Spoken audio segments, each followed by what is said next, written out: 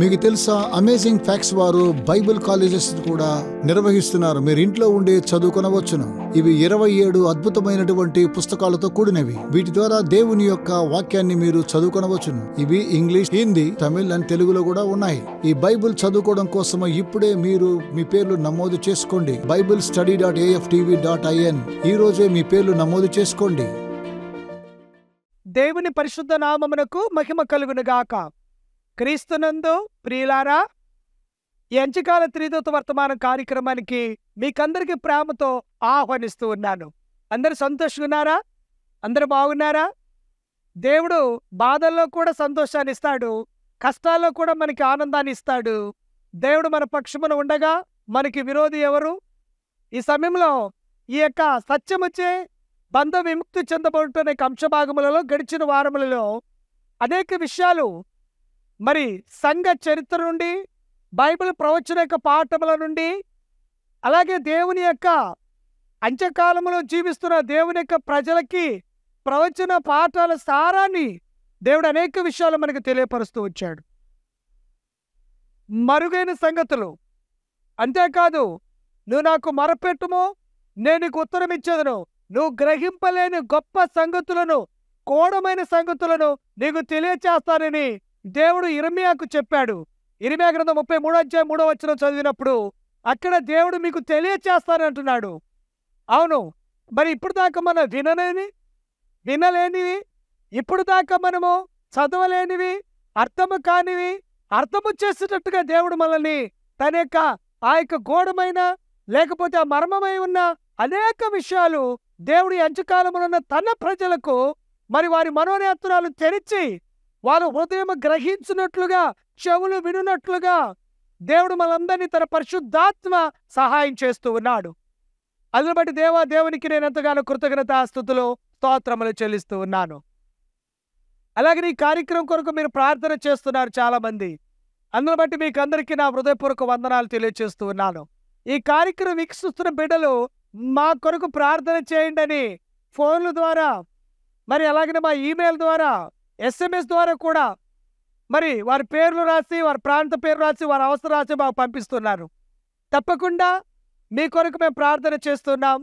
దేవుడు తగిన సమయం ముందు దేవుడు మిమ్మల్ని హెచ్చించినట్లు ఆయన బలిష్టమైన చేతుల కింద దీన మనసులై ఉండండి. దేవుడు తప్పకుండా మీ ప్రతి అవసరం తీరుస్తాడు. క్రీస్తు యేసు మహిమ ఐశ్వర్యంలో మీ ప్రతి అవసరతలో తీర్చబడుతుంది. ఫిలిప్పీ 4:19 ప్రకారంగా ఈ సమయం ముందు మరి ఇప్పుడు దాకా మీరు చూసిన ఈ అమేజింగ్ ఫ్యాస్ట్ స్టడీ గైడ్స్ అనేక పుస్తకాలు తెలుగులో ఉన్నాయి. మీరు అడ్రస్కి, మా హైదరాబాద్ అడ్రస్కి మీరు ఒకసారి మీరు పోస్ట్ చేస్తే మరి ఒక్కటి వస్తుంది. అది చదివి చివరి పేజీని మీరు మరి చదివిన వాటిని మీరు అక్కడ టిక్ పెట్టాలా. ఒక ప్రశ్నకి 4 విషయాలు ఉంటుంది. ఏది కరెక్టో ఒకటే కరెక్ట్ ఉంటుంది, లేక ఒకసారి 2 కరెక్ట్లు ఉంటుంది, కొన్నిసార్లు 4 కూడా కరెక్ట్ ఉంటుంది. ఏది కరెక్టో మీరు టిక్లు పెట్టి మీ యొక్క సమాధానాన్ని పంపిస్తే 2వ పుస్తకం, అలాగే 3వ గైడ్, 4వ గైడ్, ఇలా స్టడీ గైడ్స్ అన్నీ కూడా మీకు వస్తాయి.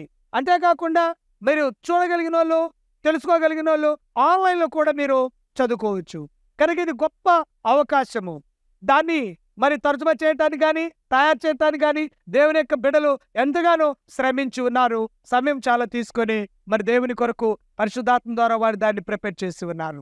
తప్పకుండా ఈ యొక్క అమేజింగ్ ఫ్యాస్ట్ స్టడీ గైడ్స్ అనేక పుస్తకాలను తప్పకుండా తెప్పించుకోండి. అంతేకాదు ఈ యొక్క టీవీలో మీరు వాక్యం వినేటప్పుడు ఒకవేళ మీరు ఆ సమయంలో లేరనుకోండి, మళ్ళీ మా యొక్క యూట్యూబ్ ఛానల్లో పెడుతున్నాం ఇదే కార్యక్రమానికి. The light of prophecy India అనేక మా యూట్యూబ్ ఛానల్ మీరు సబ్స్క్రైబ్ చేసుకోండి.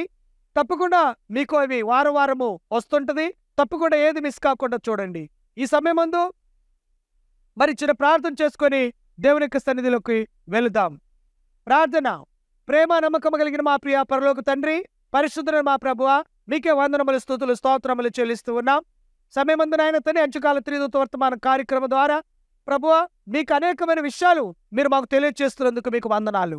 ఎంతమంది బిడ్డలు వాక్యం వింటూ ఉన్నారో, తిలకిస్తూ ఉన్నారో వారందరికీ గ్రహించే మనసు, వినగల చెవులు లేన దాయిచ్యమని వేడుకుంటున్నాం. వారి ఒక్కొక్కరి అవసరాలన్నీ మీరు తీర్చండి. వారికి ఉన్న వ్యాధి బాధలు, సమస్యలన్నీ దూరపరచండి. అంతేకాకుండా ప్రభువా మీ యొక్క స్నేహితుల సత్యాన్ని, మీ సత్యమందు వీరిని ప్రతిష్ఠించమని ఈ కార్యక్రమాన్ని నడిపిస్తున్న బిడ్డలందరినీ, అలా నిలబడి నన్ను కూడా మీ పరిశుద్ధాత్మ చేత నింపి వాడుకొని మీరు మాట్లాడమని యేసు నామములో ప్రార్థించి వేడుకుంటున్నాం తండ్రి. ఆమేన్. క్రీస్తు ప్రియులారా, ఈ సమయమందు చాలా ప్రాముఖ్యమైన అంశ భాగంలోకి మనం వస్తూ పరిశుద్ధాత్మ దేవుడు కొనసాగిస్తూ ఉన్నాడు. మన గడిచిన వారంలో ఆఖరులో చెప్పి ఉన్నాం, ఆ యొక్క సంఘము, ఆ సంఘం యొక్క గుణ లక్షణాల గురించి మనం మాట్లాడుతున్నాం. అవును, ఎవరికి వారే ఇదే మా సత్య సంఘం, మా సంఘమే పరలోకానికి వెళ్తుంది, మా సంఘమే పరలోక గవినికి దారి, మా సంఘమే వెళ్తుంది అని ఎవరికి వారే మా సంఘం వెళ్తుంది, మా సంఘం పరలోకం వెళ్తుంది, మాదే సత్య సంఘం, మాదే నిజమైన సంఘం, మాదే దేవుని సంఘం, మాదే అసలు సంఘం, అది సంఘం అని చెప్పి ఎవరికి వారే డబ్బాలు కొట్టుకుంటున్నారు. ఓకే, చెప్పుకొని ఇది వాళ్ళ యొక్క సొంత విషయం. కానీ ఈ యొక్క ఆఖరి దేవుని యొక్క రెండో రాకడకు ముందు ఆఖరి దేవుని యొక్క సంఘము, ఆ సంఘాన్ని గుర్తుపట్టడం ఎలాగా? ప్రకటన గ్రంథం చెబుతుంది, శేషించబడిన సంఘము, శేషించబడిన ప్రజల గురించి మాట్లాడుతుంది. ఆ స్త్రీ అరణ్యమునకు పారిపోయిందని చెప్పేసి ఆ స్త్రీ మీద ఆక్రమణ తెచ్చుకొని ఆ గడసర్పం సాతానుడు ఆ శేషించబడిన వారితో, ఆమె సంతానం శేషించబడితో యుద్ధం చేస్తానంటున్నాడు. యుద్ధం చేయడానికి గల కారణం ఉంది, వాడు మాట వినట్లేదని సంఘం మీద యుద్ధం చేస్తున్నాడు. వాళ్ళ మాటలు వినే సంఘాలు ఉన్నాయి, వాటి జోలికి వెళ్ళట్లేదు, ఈ సంఘాన్ని జోలే వస్తున్నాడు. అయితే ప్రకటన గ్రంథంలో అంతట్లో మనం చూస్తున్నాం, ఎవరిది నిజమైన సంఘం ఎలా గుర్తుపట్టడం? ఏదో సంఘం దగ్గర ఉన్న చర్చికి వెళ్ళిపోదాం, దగ్గర ఉన్న సంఘానికి వెళ్ళిపోదాం, లేకపోతే ఇతను బాగా చూస్తాడు, ఎక్కువ మంది వస్తారు, అక్కడికి వెళ్ళిపోదాం అని జనాలు సేవకులను, మరి మనుషులను, లేకపోతే ఆ యొక్క బోధలను చూస్తున్నారు. కానీ బైబిల్ బోధను, బైబిల్ సత్యాన్ని చూసేవారుగా మనం ఉండాలి. ఈ సమయంలో ఎలాగో ఆ సంఘాన్ని గుర్తుపట్టడం ఎలాగా అని మనం చూసినప్పుడు బైబిల్ చాలా చాలా చాలా చాలా చాలా ఖచ్చితంగా చెప్తుంది, ఆ సంఘము శేషించబడిన సంఘము. శేషం అంటే అన్ని పోంగా మిగిలినది.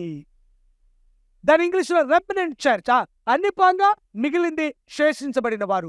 వీరికి ఏమి గుణగణాలు ఏమున్నాయి? 2 ప్రాముఖ్యమైన గుణగణాలు ఉన్నాయి. ఒకటి ప్రకటన గ్రంథం 12వ అధ్యాయం 17వ వచనం.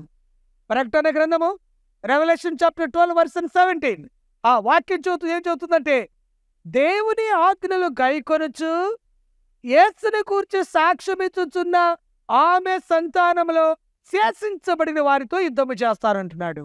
2 ప్రాముఖ్యమైనది. ఒకటి, దేవుని ఆజ్ఞలు గైకొనుచు. బైబిల్లో 600 పైగా ఆజ్ఞలు ఉన్నాయి. కానీ 40 మంది భక్తుల చేత దేవుడు 1600 సంవత్సరాలు ఈ పరిశుద్ధ బైబిల్ గ్రంథాన్ని రాపిస్తే 10 ఆజ్ఞలు 2 రాతి పలకల మీద దేవుడే పరలోకం దిగి వచ్చి సినాయి కొండ మీద మోషేను పిలిచి 40 రోజులు రాత్రి పగలు మాట్లాడి దేవుడు తన సొంత వేలుతో రాసి రాతి పలకల మీద రాసి 10 ఆజ్ఞలు ఇచ్చాడు. ఈ 10 ఆజ్ఞలు దేవుని యొక్క ధర్మశాస్త్రం అని కీర్తన గ్రంథం 1వ అధ్యాయం 2వ వచనంలో దావీదు అంటాడు, యెహోవా ధర్మశాస్త్రమందు ఆనందిస్తూ దివారాత్రులు దాన్ని ధ్యానించువాడు ధన్యుడు. ఇది యెహోవా ధర్మశాస్త్రం అని చెప్తుంది. ఇది దేవుని యొక్క 10 ఆజ్ఞల యొక్క ధర్మశాస్త్రము. అంతేకాదు సుమా, దీన్ని దేవుని యొక్క చట్టం అని పిలువబడుతుంది. ద గాడ్స్ లా, దేవుని యొక్క చట్టాలు ఇవి అని పిలువబడుతుంది. ఈ 10 ఆజ్ఞలను ఆకాశం భూమి కత్తించిపోయినా కూడా ఈ ఆజ్ఞల్లో ఒక్క ఆజ్ఞ కూడా తప్పిపోదని చెప్తుంది. ఈ 10 ఆజ్ఞలు, ఇది నిర్గమకాండ 20వ అధ్యాయంలో ఉంది.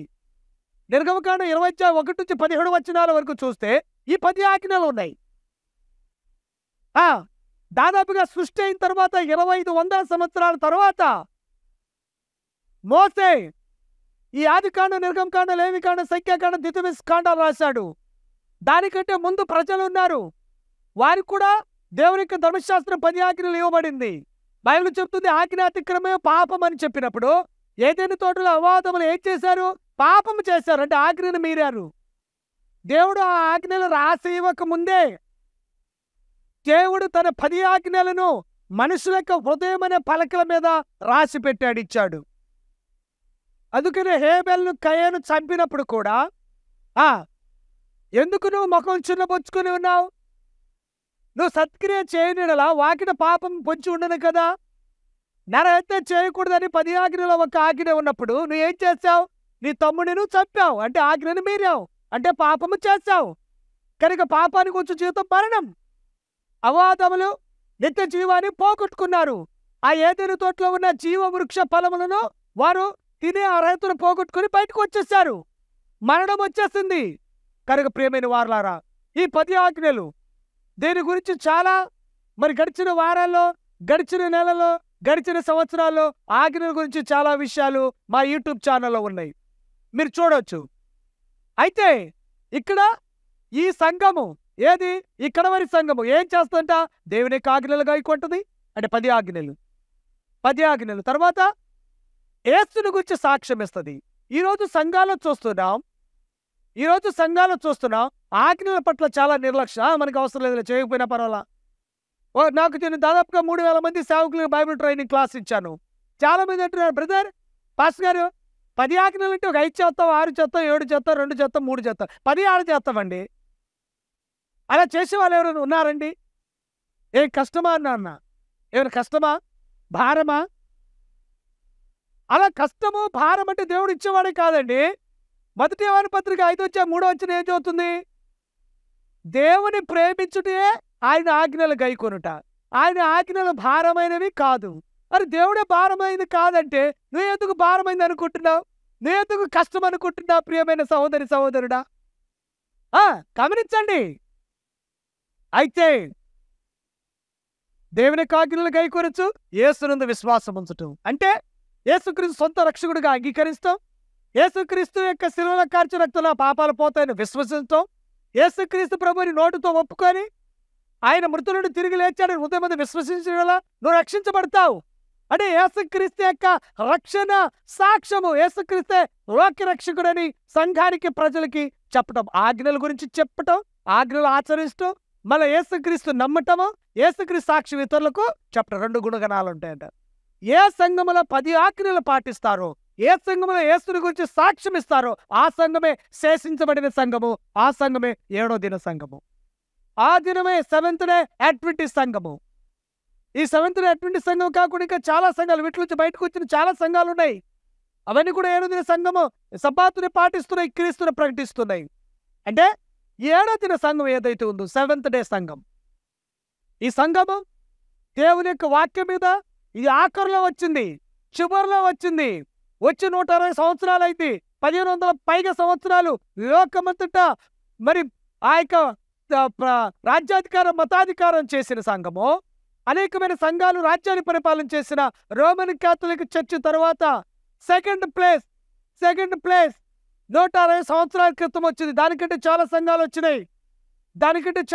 వచ్చినాయి, లూథరన్ వచ్చింది, బ్యాప్టిస్ట్ వచ్చింది, మెథడిస్ట్ వచ్చింది, సిఎస్ వచ్చింది, ఎన్నో వచ్చినాయి. కానీ ఆఖరిలో వచ్చింది సంఘము. ఈ రోజున ప్రపంచంలో రోమన్ కాథలిక్ తర్వాత 7th డే అడ్వెంటిస్ట్ సంఘం ఉంది 2nd ప్లేస్లో. ఇది ఆఖరిలో వచ్చింది, చివరిలో వచ్చింది, ఇప్పుడు వచ్చింది. ఏంటి ఇంత ప్లేస్ అంటే 220 దేశాల్లో ఈ రోజున మరి సంఘము సేవ పరిచర్య కార్యకలాపాలు జరిగిస్తుందంటే దీని వెనకాల దేవుడు ప్రవచన సారం ఉంది, దీని వెనకాల పరిశుద్ధాత్మ నడిపిస్తూ ఉన్నాడు. కష్టమే, శనివారం గుడికి రాలేరు, ఉద్యోగస్తుడు రాడు, వ్యాపారస్తుడు రాడు, కష్టమే, చందాలు రావు, కాணிకలు రావు, కష్టమే.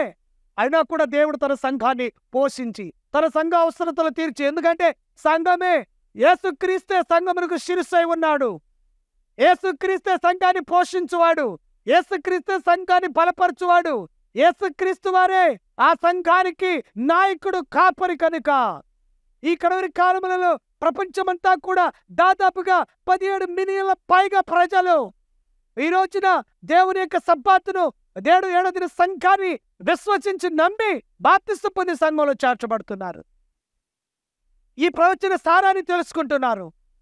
అందుకనే ప్రియమైన సంఘం, ఏ సంఘం నిజమైన సంఘం? నీ కానుకలు, నీ దశభాగాలు, నీ యొక్క అర్పణలు, నువ్వు ఎక్కడికి వెళుతున్నావు? నిజమైన దేవుని సంఘానికి వెళుతున్నావా, లేకపోతే ఎవరికి ఇస్తున్నావు? ఎవరికి వెళుతున్నావు? ఎవరిని వెంబడిస్తున్నావు? ఎవరిని ఫాలో అవుతున్నావు? యేసుక్రీస్తు వారు చెప్పాడు, ఇదిగో నా గొర్రెలు నా స్వరం వింటాయి, నా గొర్రెలు నా మాట వింటాయి, అవి నన్ను వెంబడిస్తాయి అని యేసుక్రీస్తు వారు చెప్పాడు. దేవుని వెంబడిస్తున్నావా, లేకపోతే మనుషులు వెంబడిస్తున్నావా? సంఘాన్ని వెంబడిస్తున్నావా, బోధకులను వెంబడిస్తున్నావా? ఎవరిని వెంబడిస్తున్నావు? బైబిల్ని, వాక్యాన్ని, సత్యాన్ని వెంబడిస్తే ఇదిగో దేవుని యొక్క సత్య వాక్యాన్ని చేద్దాం. ఇదే యోహాను గారు చెప్తూ ఉన్నాడు. అవును, దేవుని యొక్క ఆజ్ఞలు గైకొనుచు యేసుని గురించి సాక్ష్యం ఇచ్చుచు ఉన్నవారైనా ప్రకటన 12:17 శేషించిన వారు ఎవరనగా దేవుని ఆజ్ఞలు గైకొను వారే, యేసుని గురించి సాక్ష్యం ఇచ్చువారు. ప్రతి సంఘము క్రైస్తవులు దేవుని ఆజ్ఞలను తప్పనిసరిగా ఆచరించమని చెప్పట్లేదు. ఖచ్చితంగా కాదు, గాని చాలా మతపరమైన సంస్థలు ఈనాడు వారి సభ్యులకు ఏదో ఒక విధంగా కొన్ని దేవుడిచ్చిన ఆజ్ఞలు మేరమని బోధిస్తున్నారు. ఉదాహరణకు కొన్ని సహజలాలకు విగ్రహాలకు వందనం చేయమని నేర్పుతారు. ఇతరులు దేవుని నమ్ముకున్న పవిత్రతను నిర్లక్ష్యం చేస్తున్నారు. నిర్గమకాండం 20:8-11 వరకు చూస్తే చాలా వరకు ప్రపంచ సంఘాలు 4వ ఆజ్ఞల్లో వివరించబడిన సృష్టి జ్ఞాపకార్థముగా పూర్తిగా విస్మరించారు. విశ్రాంతి దినము పరిశుద్ధముగా ఆచరించుటకు జ్ఞాపకం ఉంచుకునుము. 6 దినములను కష్టపడి నీ పనంతా చేయవలెను. 7వ దినము నీ దేవుడనే యెహోవాకు విశ్రాంతి దినము. నీ దేవుడనే యెహోవాకు విశ్రాంతి దినము. చూచిన ప్రియమైన వారులారా, ప్రకటన 12:17 చెప్పబడుతున్న రీతిగా ఇదిగో దేవుని ఆజ్ఞలను గైకొనుచు యేసు క్రీస్తు గురించి సాక్ష్యమిచ్చువారే దేవుని యొక్క సంఘము. ఇదే శేషించబడిన సంఘము, ఇదే ఆఖరులో వచ్చిన సంఘము. అయితే ఈ సంఘానికి ఇవ్వబడిన విలువలు, ఈ సంఘానికి ఇవ్వబడిన ప్రతిష్టతలు మరొక సంఘానికి ఇవ్వబడలేదు. ప్రియమైన వారులారా, ఆఖరి దేవుని యొక్క ప్రజలు ఈ సంఘమును యొక్క సిద్ధాంతాలు లేక నమ్మకాలను, బోధలను వారు అనుసరిస్తూ వారి నమ్మకాన్ని, విశ్వాసాన్ని వారి క్రీస్తులో కట్టుకుంటారు అని చెప్పబడుతుంది. అంతేకాదు, ఆఖరిగా దేవుని యొక్క ప్రజలు ఎవరైతే ఉన్నారో, ఈ రోజున మేము దేవుని ప్రజలమని ఎవరైతే చెప్పుకుంటున్నారో వారు 10 ఆజ్ఞలు మనం చేయాల్సిన పనుల, కొన్ని చేత కొన్ని మీరవచ్చు పర్వాలేదు అని ఏ ఆజ్ఞలను మీరేటట్టు చేస్తున్నారు. ఈరోజు ప్రార్థన వెళుతున్న వాళ్ళు విగ్రహాన్ని బొమ్మలు మొక్కుతున్నారు. అంటే యేసుక్రీస్తు బొమ్మను, మరియమ్మ బొమ్మను, లేకపోతే పేతురు బొమ్మను, పౌలు బొమ్మను ఏం చేస్తున్నారు? అక్కడ పోయి మొక్కుతున్నారు, అక్కడ పోయి కొబ్బరికాయలు కొడుతున్నారు. అంటే ఏం చేస్తున్నారు? రెండో ఆజ్ఞ చెప్తుంది, పైన ఆకాశం మీద కానీ కింద భూమి మీద కానీ, భూమి కింద ఉన్న నీళ్ళంతే కానీ ఏ రూపమును సాగిలపడకూడదు, నమస్కరించకూడదు, పూజించకూడదు, నీ కొరకు చేసుకోకూడదు. అంటే ఇలా నేర్పుతున్నారు. ఆ చేయొచ్చులే, ఏం కాదు, అక్కడ పెట్టనొచ్చులే. అంటే యేసుక్రీస్తు వారు విగ్రహంలో ఉన్నాడా? బొమ్మలో ఉన్నాడా? దేవుడు ఆత్మ. ప్రకటన గ్రంథం నుంచి ఆదికాండ ప్రకటన గ్రంథం వరకు ఏం చదువుతుంది? ఆదికాండం మనం చూస్తే దేవుని యొక్క ఆత్మ అగాధ జలములపై అల్లాడుచుండేనని చెప్పి, దేవుడు ఆత్మస్వరూపి, ఆయన ప్రతి స్థలములో ఉన్నవాడు. ఎక్కడ 2-3 నా నామమును ఏకీభవిస్తారో వారి మధ్యలో ఉన్నవాడు. కీర్తనకారుడు అంటాడు, దేవా నేను ఆకాశంలో ఎగిరినా నువ్వు అక్కడున్నావు, నేను పాతాళంలో దిగిపోయినా అక్కడున్నావు, నేను గాఢంధకారపు యొక్క స్థలములో నేను దాక్కున్నా నువ్వు అక్కడున్నావు. అంటే దేవుడు ఎక్కడ కూడా ఉండేవాళ్ళు ఒక చోట ఉండి ఒక చోట పెట్టేసి ఒకసారి బొమ్మ పెట్టేసి ఇక్కడ నాకు వచ్చి మొక్కండి అని చెప్పట్లేదు, బైబిల్ చెప్పట్లేదు. ఈ రీతిగా ఈరోజు బోధలు, అనేకమైన తప్పుడు బోధలు, నమ్మకాలు సంఘాలు బోధిస్తున్నారు. ఆజ్ఞలు చేయనవసరంలా, ధర్మశాస్త్రము ఆచరించనవసరంలా. కీర్తనకారు అంటారండి, ఓ ధర్మశాస్త్రం ఉంది ఆనందించు, దివారాత్రులు దాన్ని ధ్యానించువాడు ధన్యుడు. దివారాత్రులు ధ్యానించమంటున్నాడు. రోమపత్రిక 3:31 ఏం చెబుతుంది? విశ్వాసం ద్వారా ధర్మశాస్త్రం నిరార్థకం చేయించున్నామా? అట్లనే కాదు, ధర్మశాస్త్రం స్థిరపరచుచున్నాము. రోమపత్రిక 2:11-12-13 ఏం చెబుతుంది? ధర్మశాస్త్రం వినువారు దేవుని దృష్టి నీతిమంతులు కారు గాని ధర్మశాస్త్రం అనుసరించి ప్రవర్తించువారే నీతిమంతులుగా ఎంచబడతారు. ధర్మశాస్త్రము శరీరాన సంబంధమైన మనుషులు దేవునికి ధర్మశాస్త్రాన్ని లోపడదని రోమపత్రిక 8వ చెప్పబడుతుంది. ఇంకేం చెబుతుంది? రోమపత్రిక 7వ ఏం చెబుతుంది? మీరు 1-14 ఏం చెబుతుంది? ధర్మశాస్త్రము పరిశుద్ధమైనది, ఆజ్ఞ కూడా పరిశుద్ధమైనది. ఇది ఆత్మ సంబంధమైనది, ఇది పర సంబంధమైనది, దైవ సంబంధమైనది. కనుక దైవ సంబంధమైనది, ఆత్మ సంబంధమైనది, పర సంబంధమైనది, పరిశుద్ధమైనది చేయకూడదు, మనం చేయాల్సిన పని లేదని సంఘాల బోధకులు బోధిస్తుంటే అది దేవుని యొక్క 7వ దిన సంఘము, శేషించబడిన సంఘము అవుతుందా? ఆజ్ఞలు గైకొనాలా, యేసుని గురించి సాక్ష్యము చెప్పాలి. యేసుని గురించి బద్దలుగున్నట్టు సాక్ష్యం చెబుతున్నారు కానీ ఆజ్ఞలు చేయట్లా. కొన్ని సంఘాలు ఆజ్ఞలు చేస్తున్నాయి కానీ యేసుని నమ్మట్లా. ఏ సంఘం అయితే ఆజ్ఞలు గైకొనొచ్చు, యేసుని గురించి సాక్ష్యం ఇస్తుందో ఆ సంఘమే దేవుని యొక్క నిజమైన సంఘం. మనము నిర్గమకాండ 20 అధ్యాయము 8 నుంచి 10 వచనాలు చూస్తే అక్కడ సృష్టికర్త, దేవుడే సృష్టికర్తను జ్ఞాపకము చేసుకొని సృష్టికర్తను ఆరాధించుకునే రోజే 7వ దిన విశ్రాంతి దినము. చాలా మంది అంటారు ఇశ్రాయేలుకి ఇచ్చాడు, మనకు కాదు కదా. మరి నువ్వెవరివి? వాళ్ళు బాహ్యమైన ఇశ్రాయేలు, మనము అంతరంగ ఇశ్రాయేలు మనము. అంతేకాదు సుమా, దేవుడు విశ్రాంతి దినం ఇచ్చినప్పుడు ఎక్కడికి ఇచ్చాడు? సృష్టిలో ఇచ్చాడు, సృష్టిలో పెట్టాడు. మరి అవాదములు ఇశ్రాయేలులా, యూదులా, అన్యులా, లేకపోతే వారు పరదేశులా? ఎవరు వాళ్ళు? వాళ్ళెవరు? మనుషులు. అవాదములు మనుషులు. మరి నువ్వెవరు? మనిషియా పశువా? మనం కూడా మనుషులమే. మరి మార్కు సువార్త 2 అధ్యాయం 27-29 వచ్చిన ఏం చదువుతుంది? విశ్రాంతి దినము మనుషుల కొరకే నియమించబడెను. ఎవరి కొరకు? ఇశ్రాయేలు కొరకే నియమించబడెను, యూదుల కొరకే నియమించబడెను, పాత నిబంధన ప్రజల కొరకే నియమించబడెను అని చెప్పలేదు. పరిశుద్ధాత్ముడు బైబిల్లో ఉన్న 66 పుస్తకాలు రాపిస్తే 40 మంది భక్తుల చేత ఒకటే ఆత్మ అంతమందితో రాపిస్తే ఎక్కడ కూడా వ్యతిరేక భేదం లేదండి. విశ్రాంతిని ఎవరి కొరకు? చెప్పండి, చదవండి. ఎక్కడ వాక్యం? మార్కు 2:27-28 వచనాలు. విశ్రాంతి దినము మనుషుల కొరకే, కనుక విశ్రాంతి దినమున నేను ప్రభువై ఉన్నాను అంటున్నాడు. అద్భుతం, ఆశ్చర్యం. ఎప్పుడు విని ఉండకపోవచ్చు నీ జీవితంలో ఇలాంటి మాటలు, ఇలాంటి వాక్యాలను ఎప్పుడు నీ సేవకుడు నీకు బోధించి ఉండకపోవచ్చు. ప్రేమైన దేవుని బిడ్డ, ఇది కడవరి వర్తమానము. ఈ వర్తమానం నీ దగ్గరకు వచ్చింది. ఈ వర్తమానం నీ దగ్గరకు వచ్చిందంటే నీవు దేవుని యొక్క చిత్తములో ఉన్నావు, దేవుని యొక్క ఏర్పాట్లో ఉన్నావు. కనుక ప్రకటన కదా 18వ అధ్యాయం చదువుతుంది, దాని యొక్క పాపములో, దాని యొక్క శాపముల మరణములను పాలిపాపములు కాకున్నట్లు దాన్ని విడిచి బయటికి రా, దాన్ని విడిచి బయటికి రా అని పిలుస్తుంది ప్రకటన గ్రంథము. హెచ్చరిక, చివరి వర్తమానము. నువ్వు ఎక్కడున్నావు? దానిని అంటే స్త్రీ అంటే సంఘము. ఏ సంఘంలో ఉన్నావు? పరిశుద్ధమైన సంఘములో, పరిశుద్ధమైన సంఘములో.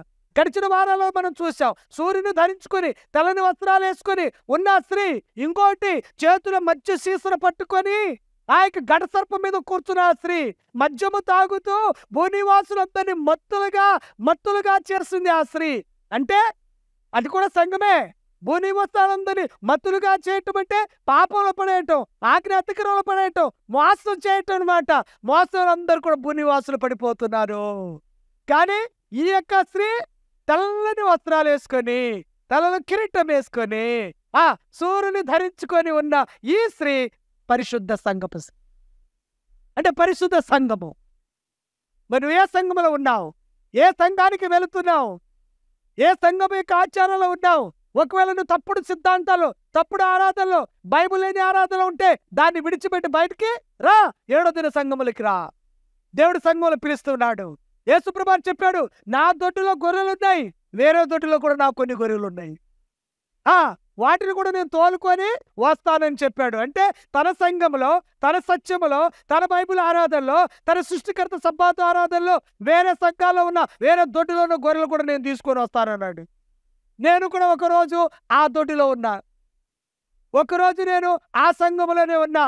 నాకు తెలియదు, కానీ సమయం వచ్చింది. 15 సంవత్సరాలు నాకు తెలియక ఆ దొడ్డిలోనే ఉన్నా. కానీ దేవుడు బయటికి పిలిచాడు. ప్రకటన కదా 18వ వచనం తీసుకొని, నువ్వు దాని పాపంలో నువ్వు పాలిభాగస్తులు కాకుండా దాన్ని విడిచిపెట్టి బయటికి రా అన్నప్పుడు ఏంటి దీంట్లో ఉన్న గొప్ప సత్యము? చదివాను, తెలుసుకున్నాను, విన్నాను. తర్వాత నేను విన్న వాటిని, నేను కన్న వాటిని చెప్పక ఉండలేను, మానలేను. నువ్వు నమ్మకపోవచ్చు, నువ్వు వినకపోవచ్చు, నువ్వు ఆచరించకపోవచ్చు. దేవుడు చెప్పమన్నాడు. త్రిదూత వర్తమానం చెప్తున్నాను. నమ్మటమా నమ్మకపోవటమా, వినటమా వినకపోవటమా, అది నీ మీద ఆధారపడి ఉంది. నీ యొక్క నిత్య జీవము నీ నమ్మకం మీద, నువ్వు యొక్క సమర్పణ మీద ఆధారపడి ఉంది. ప్రేమైన దేవుని బిడ్డలారా, 120 సంవత్సరాలు నోవా గారు ఒకే ఒక వర్తమానాన్ని చెప్పాడు. ఎంతమంది విన్నారు? వాళ్ళు వినపో దేవుడు చెప్పమన్నాడు, చెప్పాడు.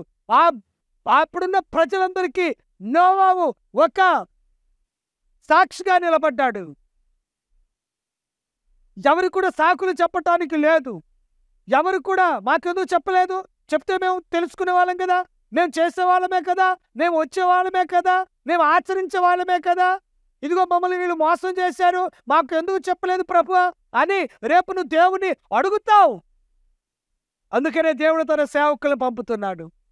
సేవకుల ద్వారా, ఈ యొక్క ఇంటర్నెట్ మాధ్యమం ద్వారా, ఈ టీవీ ప్రసారాల ద్వారా, దేవుడు ఇంటర్నెట్ ద్వారా దేవుడు ఈ వర్తమానాన్ని, నేను వెళ్ళలేని, నేను రాలేని ప్రదేశానికి దేవుడు ఈ వర్తమానాన్ని నీ దగ్గర తీసుకొని వచ్చేసాడు. వింటావా వినవా అది నీ ఇష్టం. రేపు దేవుని మీద నువ్వు ఆ దేవుని అడగటానికి ఛాన్స్ లేదు. దేవుడు ఇవ్వడం ఛాన్స్.